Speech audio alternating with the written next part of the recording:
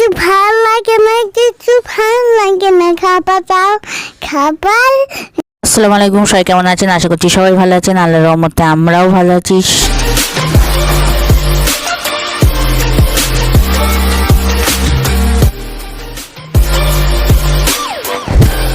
এদিকে ছেলের বায়না, আমাকে কিছু বানিয়ে দাও, আমি হাংরি। তো এক কাপ চিড়ে নিয়েছি, চিড়েটা ভালো করে ধুয়েছি। চিড়ের মধ্যে তো অনেক ধান থাকে, ময়লা থাকে, তো আমি 2-3 বার ভালো করে পরিষ্কার জল যতক্ষণ না বেরোবে ততক্ষণ আমি একদম ভালোভাবে ধুয়ে দিচ্ছি। এদিকে ধনেপাতা কুচি, আদা রসুন পেঁয়াজ আলুগুলো কুচিয়ে নিচ্ছি, কাঁচা ঝাল, লেবু, একটা ডিম, পেঁয়াজ কুচি, টমেটো কুচি, লবণ, হলুদ, গরম মশলা গুঁড়ো, চিকেন মশলা গুঁড়ো, মিট মশলা গুঁড়ো, আর লাগবে কর্নফ্লাওয়ার না থাকলে আপনারা চাইলে ময়দা দিতে পারেন। এবার চিড়ের মধ্যে সব উপকরণগুলো আমি দিয়ে লবণ হলুদ সব কিছু দিয়ে ভালোভাবে মাখিয়ে দিচ্ছি। আর এই শীতের বেলায় মানে আছরের নামাজ পড়ে উঠতে উঠতেই বেলা, মানে দুপুরের খাওয়া দাওয়া করতে করতে আসরের আজান দিয়ে দিচ্ছে। আসরের আজানের পরে আর কোনো কাজ নেই, একদম মানে দৌড়ের ওপর। আর তাতে ছেলের দুষ্টুমি, একটু শুয়েছি তা বলছে আমার হাংরি, আমার কিছু বানিয়ে দেবে। এই দেখেন মাখানো একদম পুরো পারফেক্ট।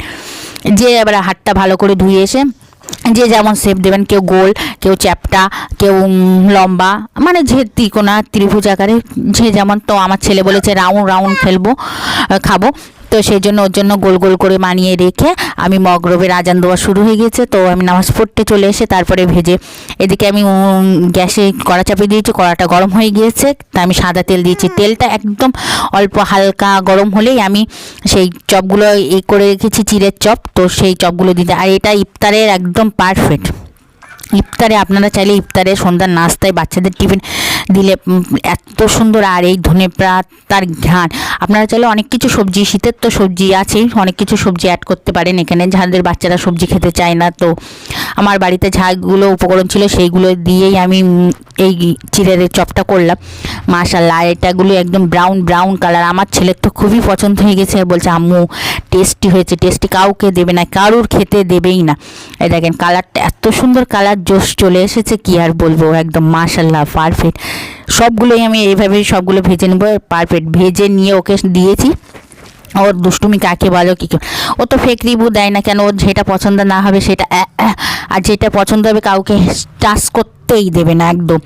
তো আমি বলছি কেমন হয়েছে বলো, তা বলছে টেস্টি বলে বলছে ক্যামেরা বন্ধ করো, আমি খেতে শুরু করব। এবার আমি একটা বলছি আমি একটু রিভিউ দেই দেখি খেয়ে।